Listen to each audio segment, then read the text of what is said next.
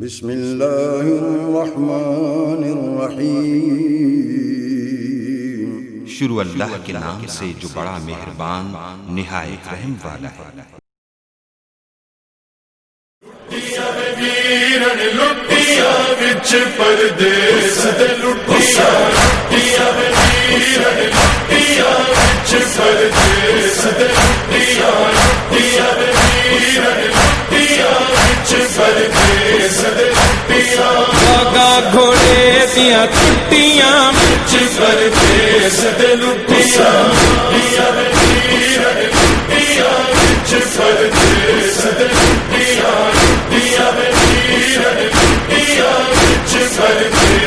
دے لٹیاں S گنجری دے ویر حسین، S گنجری دے ویر حسین، rainy نہ بدھیاں پٹیاں ولا قوة إلا بالله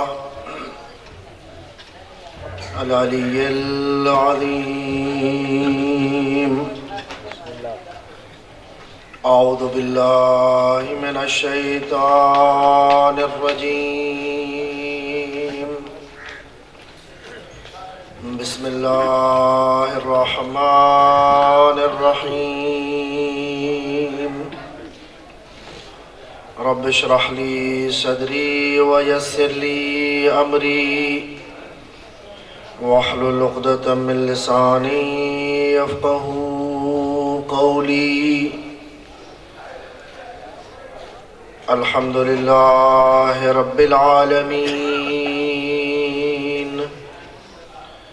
والعاقبة لأهل التقوى واليقين.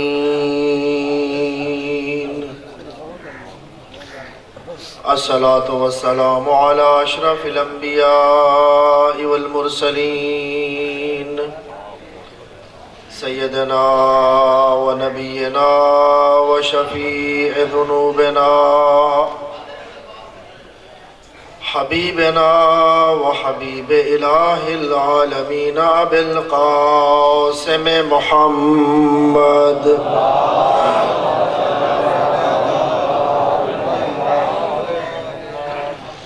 وآله الطيبين الطاهرين المعصومين المقربين المنتجبين المظلومين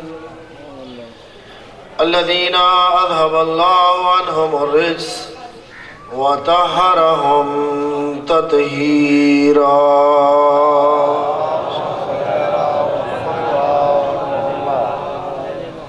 لا سيما على بقية الله في الأرضين روحي وأرواح العالمين لتراب مقدمه الفداء. ورحمة الله على محبيهم ومواليهم وشيعتهم أجمعين واللعنة الدائمة الأبدية على أعدائهم أجمعين من يوم عداوتهم إلى قيام يوم الدين. أما بعد فقد قال الله تبارك وتعالى في كتابه المجيد والفرقان الحميد وقوله الحق وهو أصدق القائلين. أعوذ بالله من الشيطان الرجيم. بسم الله الرحمن الرحيم. وما آتاكم الرسول فخذوه وما نهاكم عنه فانتهوا. صلوات.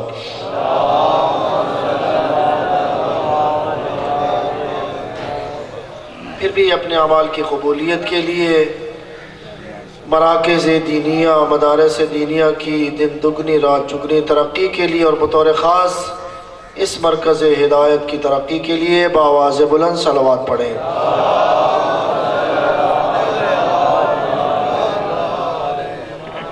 سب خدمت گزاران مکتب اہل بیت کی توفیقات میں اضافہ کے لیے اور بطور خاص جو احباب اس مرکز میں خلوص کے ساتھ خدمات سر انجام دے رہے ہیں، بطور خاص جناب مولانا کوثر علی شاہ صاحب کی توفیقات خیر میں اضافہ کے لیے بآواز بلند صلوات.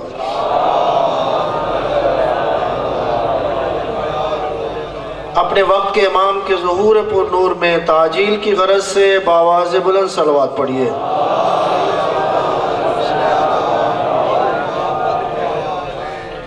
دعا ہے خالق کائنات تمام مراکز دینیہ کو اور بطور خاص اس مرکز کو دن دگنی رات چگنی ترقی عطا فرمائے، اور آپ سب مومنین کی کاوشوں کو شرف قبولیت عطا فرمائے۔ یقیناً میرے لیے باعث سعادت ہے کہ آج اس مرکز دینی میں آپ مومنین کی زیارت کا موقع ملا ہے، جہاں اپنے خدا کا شکر گزار ہوں، کیونکہ جب تک خدا کی طرف سے توفیق حاصل نہ ہو انسان خدا کی ایک نعمت کا شکریہ بھی ادا نہیں کر سکتا۔ خدا نے ہمیں بہت سی نعمتوں سے نوازا ہے، ان تعدوا نعمت اللہ لا تحصوها، اگر خدا کی نعمتوں کو صرف گننا چاہو، شکریہ کی بات نہیں ہے، اگر خدا کی عطا کردہ نعمتوں کو گننا چاہو تو تمہاری طاقت و توان ختم ہو سکتی ہے، خدا کی نعمتوں کا احاطہ نہیں کر سکتے ہو۔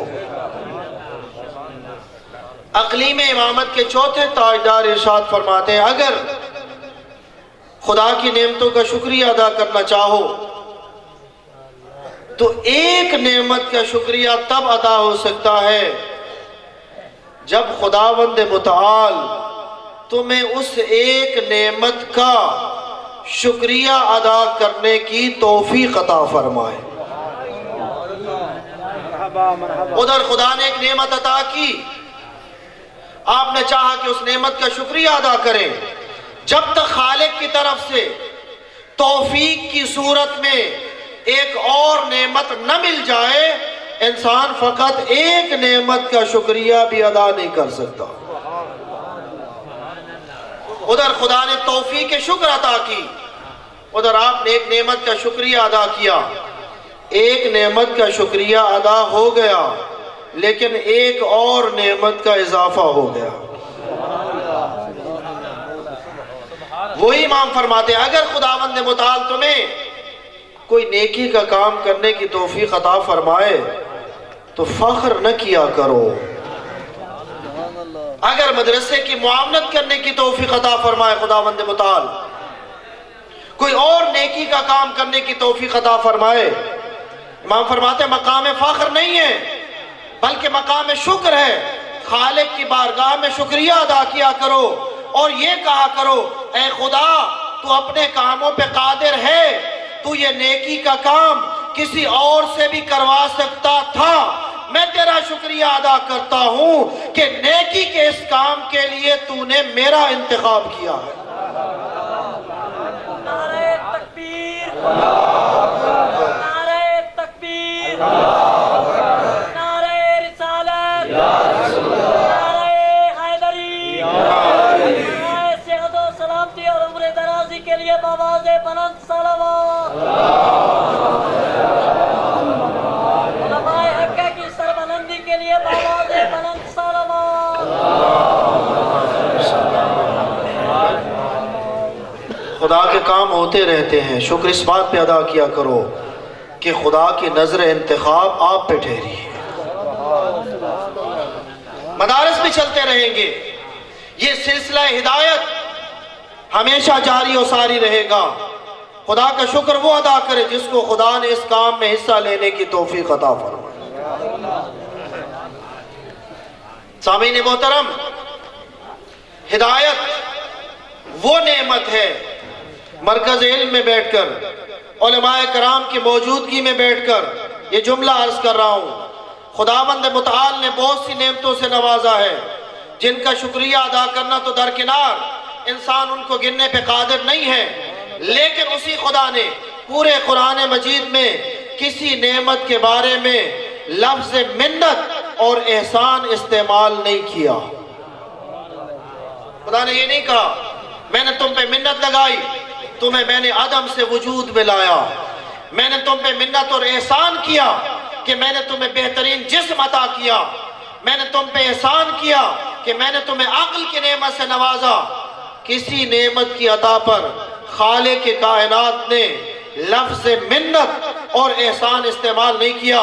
پورے قرآن میں فقط 2 نعمتیں ایسی ہیں کہ جب خالق کائنات نے ان کا تذکرہ کیا تو وہاں پر لفظ منت اور احسان استعمال کیا۔ اگر اس کا خلاصہ بیان کرنا چاہوں تو خالق کائنات ارشاد فرما رہا ہے، اے مومنین، کیا یہ میری منت نہیں ہے، کیا یہ احسان نہیں ہے کہ میں نے تمہاری ہدایت کے لیے مصطفیٰ جیسا نبی بھیجا ہے اور مرتضیٰ جیسا امام عطا کیا ہے۔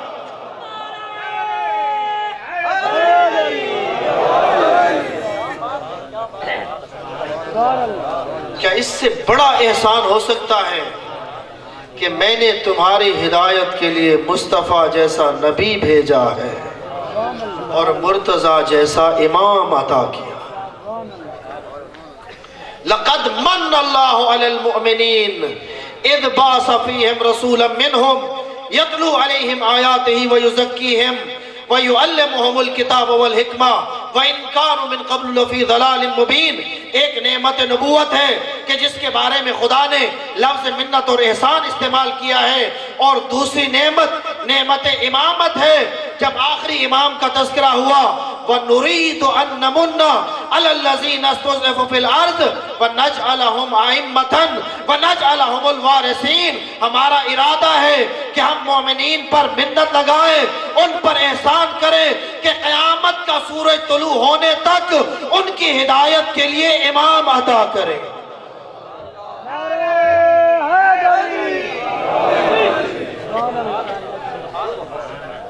اگر ان 2 نعمتوں کو ایک لفظ میں جمع کرنا چاہیں تو وہ نعمت ہدایت ہے۔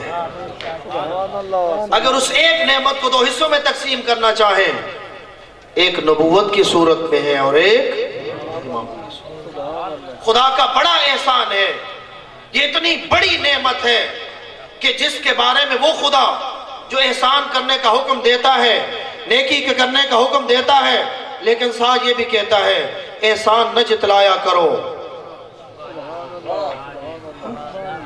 ائمہ کی سیرت بھی یہی نظر آتی ہے، جب سائل کو عطا کرتے تھے تو اپنا منہ دوسری طرف کر لیتے تھے تاکہ اس کے چہرے پر اگر سوال کرنے کی وجہ سے کوئی ہچکچاہٹ اور گھبراہٹ ہے تو میں اس کا ملاحظہ نہ کر سکوں۔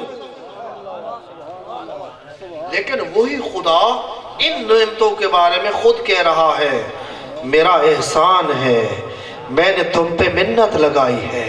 اس سے پتہ چلتا ہے کہ یہ 2 نعمتیں کتنی عظیم ہیں۔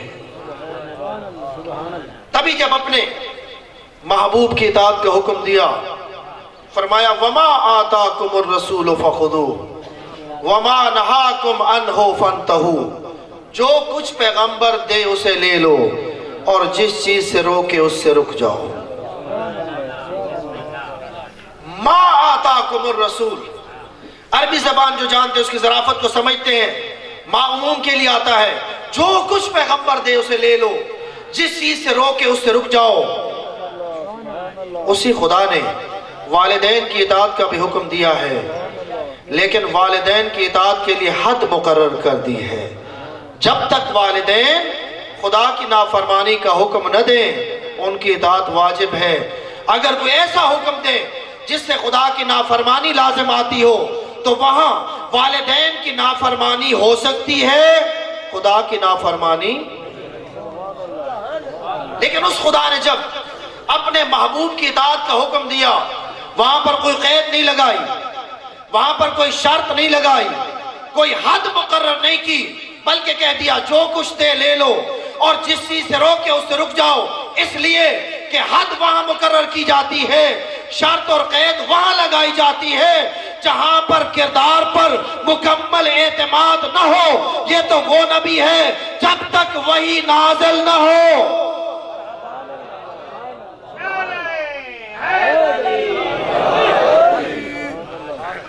قید اور شرط وہاں لگائی جاتی ہے جہاں پر کردار پر مکمل اعتماد نہ ہو۔ یہ تو ویسا نبی ہے، وَمَا يَنْتِقُ عَنِ الْهَوَىٰ إِنْ هُوَ إِلَّا وَحْيٌ يُوحَىٰ۔ یہ اپنی مرضی سے کوئی کلام نہیں کرتا، اس کی مرضی خدا کی مرضی کے تابع ہے۔ یہ فقط اس کی صفت نہیں ہے، سب اہل بیت کی یہی صفت ہے، ما یشاؤون الا ان یشاء اللہ، یہ وہی چاہتے ہیں جو خدا چاہتا ہے۔ اس کی پسند اور ناپسند خالق کی پسند اور ناپسند کے تابع ہے، نہ اپنی مرضی سے کوئی چیز عطا کرتا ہے، نہ اپنی مرضی سے کسی چیز سے روکنے کا حکم دیتا ہے، نہ اپنی مرضی سے کسی سے محبت کرتا ہے، نہ اپنی مرضی سے کسی سے نفرت کرتا ہے۔ نفرت کرتا ہے تب بھی خدا کے حکم کے مطابق، اگر کسی سے محبت کرتا ہے تب بھی خدا کے حکم کے مطابق، اگر کسی کی فضیلت بیان کرتا ہے تب بھی خدا کے حکم کے مطابق، اور اگر غدیر کے میدان میں کسی کا ہاتھ بلند کر کے یہ اعلان کرتا ہے من کنت مولا فہذا علی مولا، یہ بھی خدا کی مرضی کے مطابق۔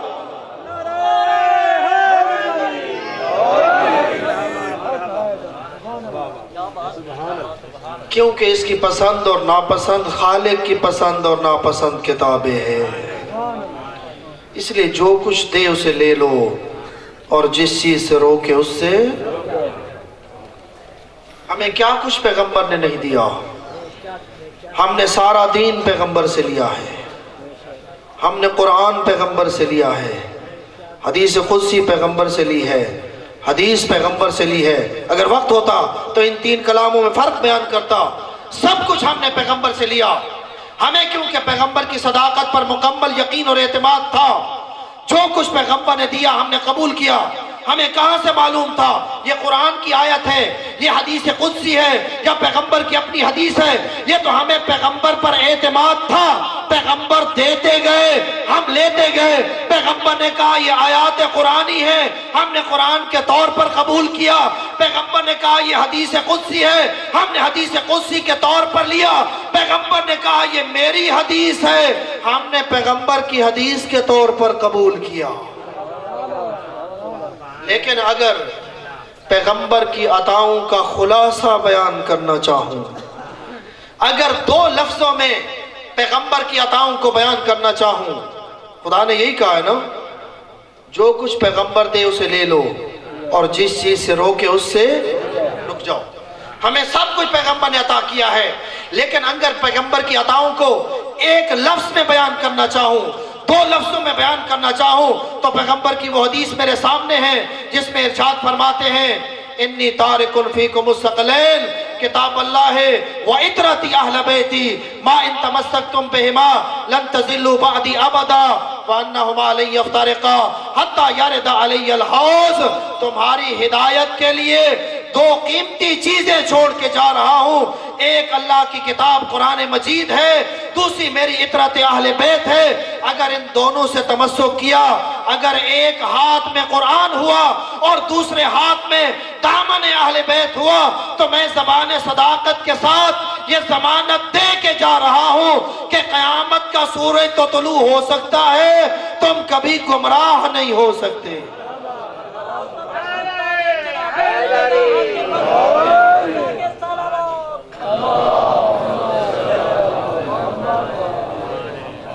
علماء سے مربوط افراد تشریف فرما ہے،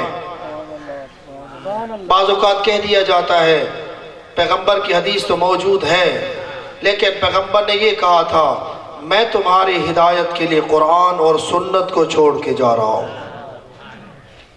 جو اہل تحقیق ہیں وہ جانتے ہیں کہ وہ احادیث جس میں لفظ قرآن کے ساتھ لفظ سنت آیا ہے، ان کی تعداد ہاتھوں کی انگلیوں کی تعداد سے زیادہ نہیں ہے، اور جن احادیث میں لفظ قرآن کے ساتھ عطرت اہل بیت کا لفظ آیا ہے اس کو 80 سے زائد راویوں نے نقل کیا ہے۔ لیکن اگر قبول کر لیا جائے کہ پیغمبر نے نہیں کہا تھا میں قرآن اور عطرت کو چھوڑ کے جا رہا ہوں، بلکہ پیغمبر نے یہی کہا تھا تمہاری ہدایت کے لیے قرآن اور سنت کو چھوڑ کے جا رہا ہوں، اے موالیان حیدر کرار، اے مکتب اہل بیت کی حقانیت پر یقین رکھنے والوں، مکتب اہل بیت بڑی مضبوط بنیادوں پہ قائم ہے، لیکن ان دلیلوں کو یاد کرنے کی ضرورت ہے۔ اگر مان لیا جائے کہ پیغمبر کی ایسی حدیث ہے ہی نہیں جس میں قرآن کے ساتھ لفظ عطرت آیا ہو، بلکہ وہی احادیث ہیں جن میں لفظ قرآن کے ساتھ ساتھ لفظ سنت آیا ہے، تو مجھے ایک طالب علم ہونے کے ناطے یہ سوال کرنے کا حق حاصل ہے، اگر ہم نے قرآن کے ساتھ ساتھ پیغمبر کی سنت سے ہدایت حاصل کرنی ہے تو ذرا بتاؤ پیغمبر کی سنت کس سے لیں؟ پیغمبر کی سنت کو کون جانتا ہے؟ کیا ایسے لوگوں سے لیں جن کے نام کے بارے میں 40 قول پائے جاتے ہوں، یا اس علی سے لیں جو سینے پہ ہاتھ مار کے کہے آؤ مجھ علی سے پوچھو، میں آسمان کے راستے زمین کے راستوں سے بہتر جانتا ہوں؟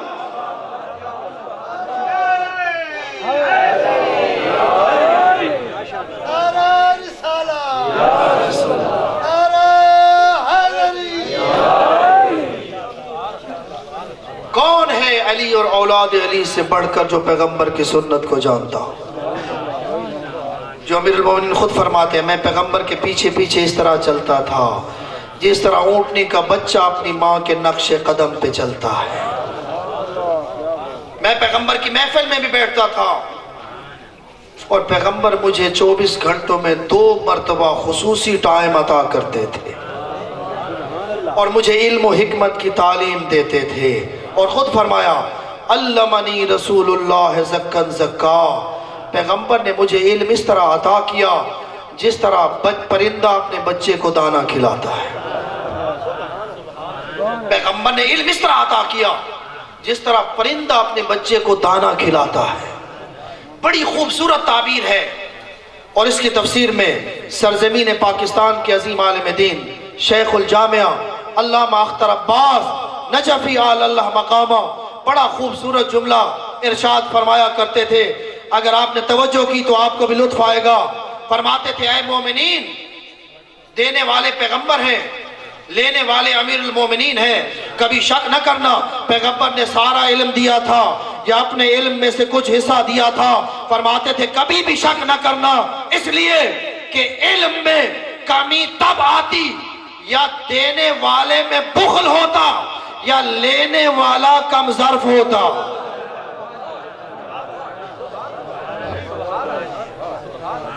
علم میں کمی تب آتی یا دینے والے میں بخل ہوتا یا لینے والے کا ظرف کم ہوتا۔ دینے والے کو بھی پہچانو، لینے والے کو بھی پہچانو۔ دینے والی ذات وہ ہے جو رحمت کل ہے، لینے والی ذات وہ ہے جو ایمان کل ہے۔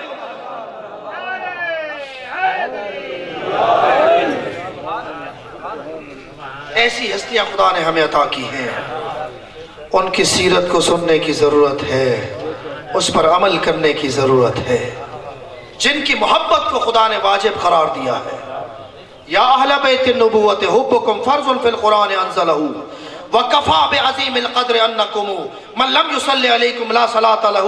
امام شافعی فرماتے ہیں اے اہل بیت محمد، آپ کی محبت کو خدا نے سنت نہیں، مستحب نہیں، قرآن میں فرض قرار دیا ہے۔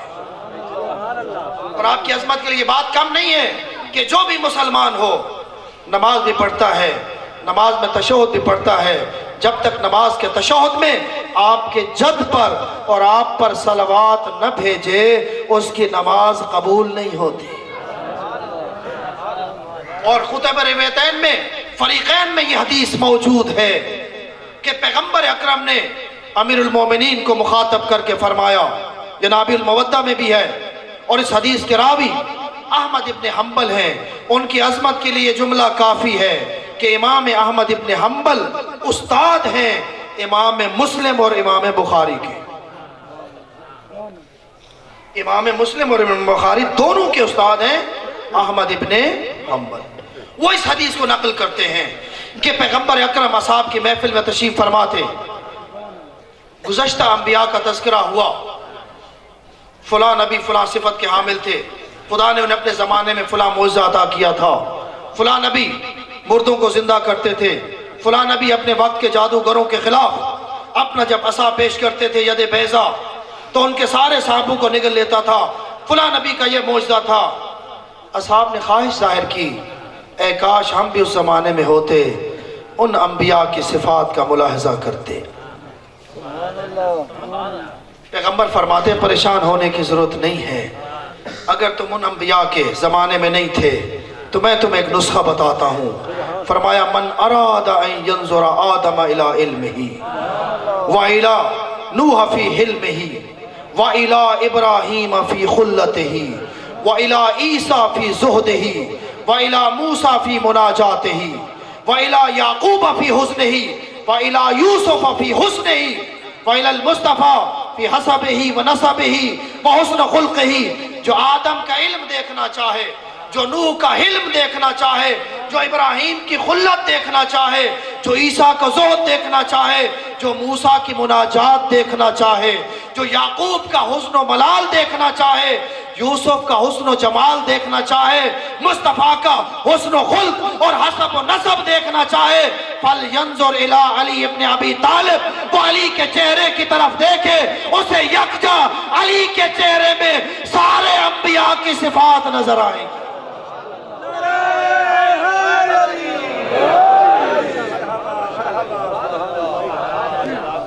سارے انبیاء کی صفات یکجا،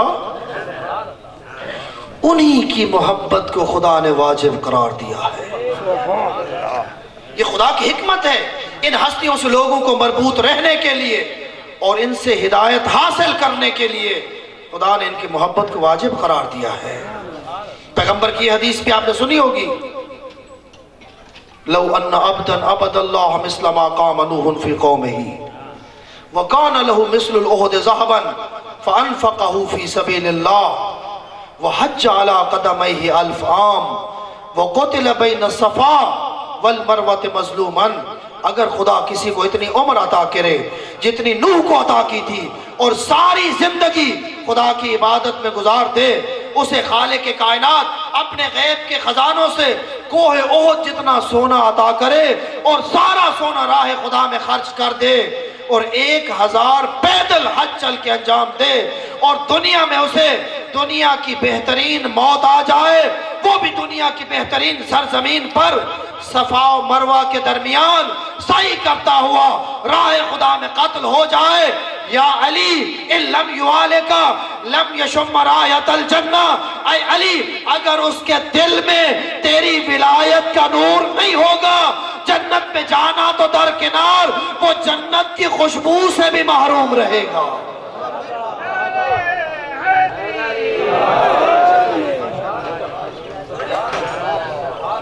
ان ہستیوں کو محبت کی خدا نے واجب قرار دیا ہے۔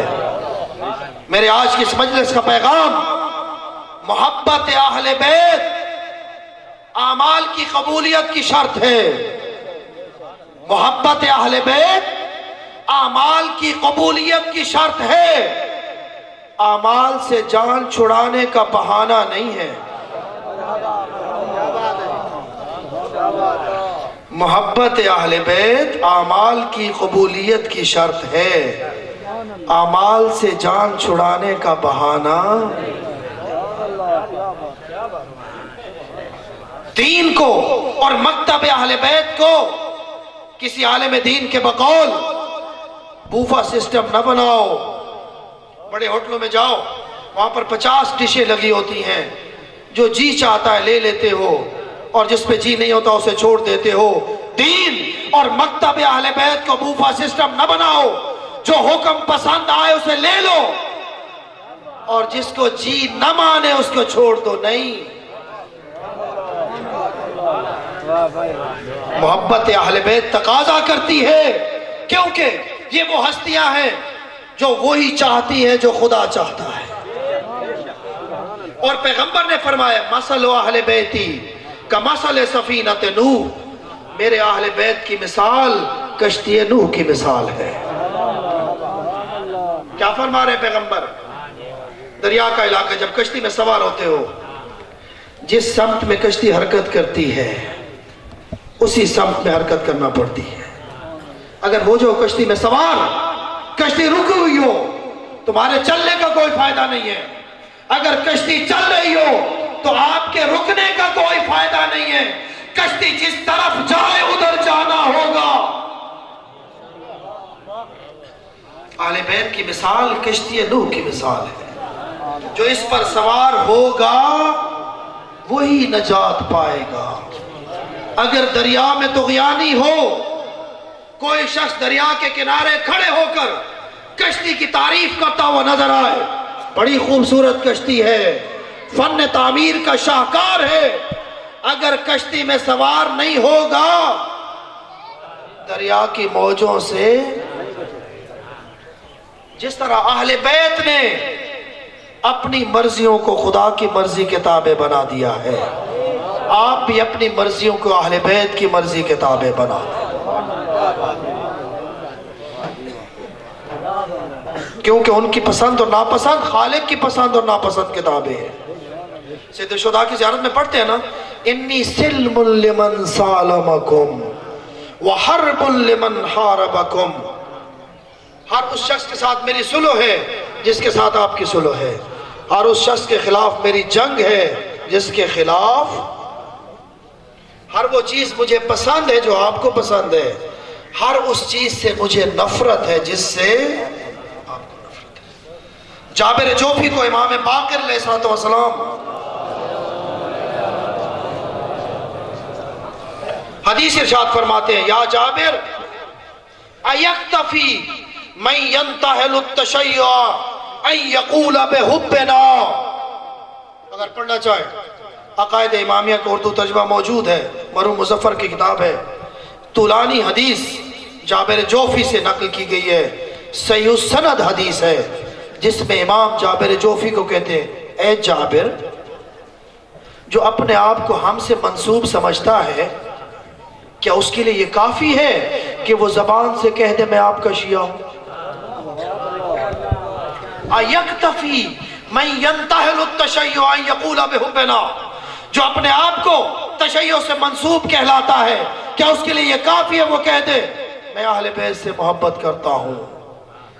امام اس کے بعد خدا کی قسم کھاتے ہیں، واللہ ما یتقرب الی اللہ الا من اتقى اللہ واطاعہ، واللہ مجھے قسم ہے اس خدا کی جس کے قبضہ قدرت میں میری جان ہے، خدا کا تقرب فقط دو کاموں کے ذریعے حاصل ہو سکتا ہے، ایک دل میں تقوی کا نور ہو اور دوسرا خدا کی اطاعت کی جائے، دو ہی چیزیں ہیں، ایک محبت اہل بیت اور ایک عمل صالح۔ اگر محبت اہل بیت دل میں ہوگی اور ساتھ ساتھ عمل صالح بھی ہوگا، پھر وہی انعام ملے گا۔ مدینہ کی گلیوں میں ایک شخص کی تشییع جنازہ ہو رہی تھی، پیغمبر کہتے ہیں روک دو تشییع جنازہ، رکھ دو جنازہ، جنازہ رکھ دیا گیا، چہرے سے کپڑا ہٹایا گیا، ایک سیاہ پوست غلام ہے، فرماتے کوئی اس کو جانتا ہے؟ آپ کے اور میرے امام آگے بڑھتے امیر المومنین کہتے ہاں یا رسول اللہ میں اس کو جانتا ہوں۔ کیا جانتے ہو اس کے بارے میں؟ یا رسول اللہ یہ شخص جب بھی مجھے ملتا تھا، جہاں بھی ملتا تھا، دو جملے مجھے کہتا تھا، ایک جملہ مجھے خطاب کر کے کہتا تھا السلام علیکہ یا امیر المؤمنین، اے مومنین کے امیر تجھ پہ سلام، اور دوسرا جملہ خدا کو مخاطب کر کے آسمان کی طرف نظریں اٹھا کے اپنے ہاتھ بلند کر کے کہتا تھا اے خدا تو گواہ رہنا میں علی سے محبت کرتا ہوں۔ اس کا صلہ سنو گے؟ جو ہی امیر المومنین یہ جملے کہے، یہ دو جملے کہتا تھا، ایک تو مجھے سلام کہتا تھا اور ایک خدا کو گواہ بناتا تھا، اے خدا گواہ رہنا میں علی سے محبت کرتا ہوں۔ پیغمبر فرماتے ہیں اب میرے لیے وہ راز کھل گیا ہے، میں سوچ رہا تھا کہ مدینہ کی گلیوں میں صرف انسان اس کے تشییع جنازہ نہیں کر رہے بلکہ 3000 ملائکہ بھی تشییع جنازہ میں شامل ہیں، 3000 ملائکہ بھی تشییع جنازہ میں شامل ہیں۔ انہوں نے دین کو بچانے کے لیے سب کچھ راہ خدا میں خرچ کیا۔ ترکت الخلق طرا فی ہواک وَأَيْتَمْتُ الْعَيَالَ كَيْ أَرَاكَ، اے خدا میں نے سب کچھ چھوڑ دیا تیری محبت میں، میں اپنے بچوں کو یتیم بنایا تاکہ تیری ملاقات کر سکوں۔ ایتمت العیالا، میں نے اپنے بچوں کو یتیم بنا لیا، کئی اراک، تاکہ تیری ملاقات کر سکو، تجھے دیکھ سکو۔ کتنی محبت تھی اس کو اپنی بچی سے۔ فرماتے تھے مجھے وہ گھر اچھا نہیں لگتا جس میں رباب اور سکینہ نہ ہو۔ جب آتے امام ودا کے لیے، پہلے جاتے ہیں سید سجاد کے خیمے میں۔ سید سجاد نے جب اپنے بابا کو زخمی حالت میں دیکھا، سوال کرنا شروع کیے، بابا جان آپ کی جو یہ حالت ہو چکی ہے، آپ کے اصحاب کہاں گئے ہیں؟ حبیب کہاں چلے گئے؟ مسلم ابن اوسجہ کہاں چلے گئے؟ پھر اپنے جوانوں کے بارے میں سوال کیا، اینا اینا اخی علی الاکبر، اینا اینا امی العباس، چچا عباس کہاں گئے؟ بھائی علی اکبر کہاں گئے؟ امام کہتے گئے قد قتل قد قتل۔ پھر کہا اے سجاد کس کس کے بارے میں پوچھو گے اور میں کس کس کے بارے میں بتاؤں گا، بس اتنا سن لو، مردوں میں یا تو زندہ ہے یا تیرا مظلوم بابا حسین زندہ ہے۔ اور اس کے بعد امام آتے ہیں اپنی بہن کے خیمے میں، کون؟ فخر انبیاء حسین، فخر مریم کے پاس آ کر سنو گے کیا مانگتے ہیں، جو مقتل سن کے رونے کے عادی ہیں، امام کا کلام سن کے رونے کے عادی ہیں۔ امام بہن کو مخاطب کر کے کہتے ہیں یا اختہ ایتنی بثوب عتیق الذی لا یرغب فیہ احد لألبسہ تحت ثیابی فانی مقتول مسلوب۔ اے بہن زینب ایک پرانا لباس لے آؤ، میں چاہتا ہوں اپنے لباس کے نیچے پہن لوں، اور اگر مجھ سے سوال کرنا چاہو اے فخر انبیاء حسین تجھے پرانے لباس کی کیا ضرورت ہے؟ فرماتے ہیں فإنی مقتول مسلوب، مجھے معلوم ہے تھوڑی دیر کے بعد یہ ظالم میرے بدن سے لباس اتار، اور مجھے معلوم ہے کل 11 محرم کو میری بیٹیاں اور میری بہنیں میری لاش میں آئیں گی۔ میں خود بڑا شریف ہوں، میں بڑا غیرت مند ہوں، میں تو اس ماں کا بیٹا ہوں جس کا جنازہ رات کی تاریخ۔ عزاداروں بی بی نے ایک لباس دیا، امام نے واپس کر دیا، فرمایا یہ تنگ لباس ہے۔ بہن نے ایک اور لباس دیا، آپ نے سن لیا کیا دے رہی ہے بہن؟ اگر یوں کہہ دوں اپنی زندگی میں بھائی کو کفن دے۔ لباس دیا، فخرقہ ومزقہ، امام نے اسے جگہ جگہ سے چاک کیا اور زیب تن کر کے جب چلنے لگتے ہیں، ایک چھوٹی بچی ہے جو امام کے سامنے آتی ہے، امام کے سامنے آ کے یہ جملہ کہتی ہے یا ابتا حل استسلمت للموت، جس کا میں ترجمہ یوں کیا کرتا ہوں، سکینہ پوچھ رہی ہے بابا جان آپ بھی ادھر جا رہے ہیں جدھر بھائی علی اکبر چلے گئے؟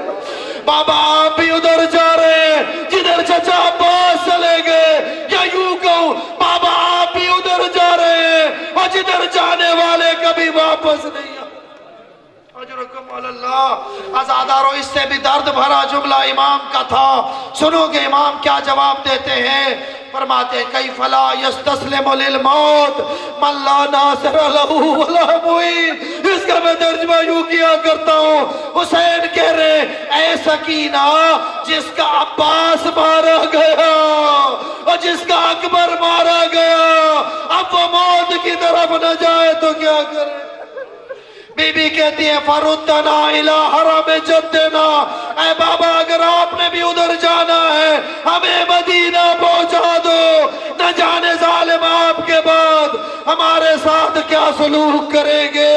عزادارو یہ وقت تھا جب امام چلے گئے، اب اس کے بعد بچی نے اپنے بابا سے ملاقات تو 11 محرم کو کی، لیکن 10 محرم کی عصر کو جب امام کی شہادت ہو گئی، ذوالجناح نے اپنی پیشانی امام کے خون سے رنگین کی اور امام کی شہادت کی خبر لے کر جب خیام کی طرف آتا ہے، عزادار و بیویوں نے بیٹھ کرنا شروع کیے، لیکن سکینہ آگے بڑھ کے ایک جملہ کہتی ہے یا جواد ابی حل سقی ابی ام قتل عطشانا، اے میرے بابا کے گھوڑے تیری حالت بتا رہی ہے کہ میں یتیم ہو چکی ہوں، لیکن مجھے اتنا بتا جب میرا بابا خیمے سے گیا تھا تو 3 دن کا پیاسا تھا،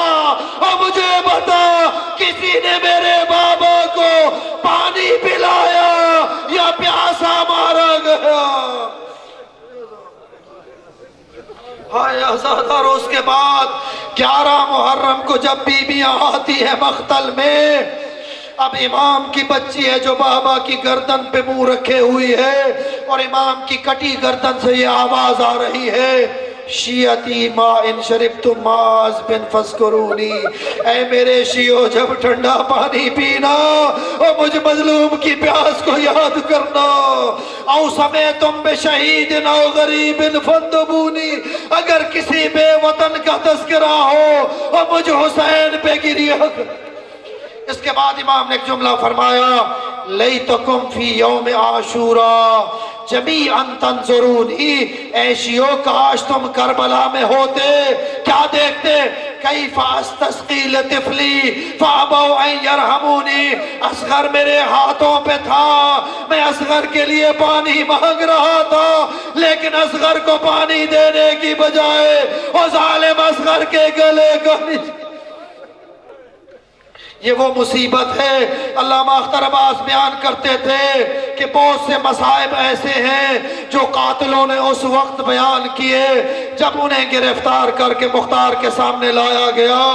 جب اصغر کے قاتل کو مختار کے سامنے لایا گیا، مختار نے پوچھا، اے ظالم بتا تو نے کربلا میں کون سا ظلم کیا؟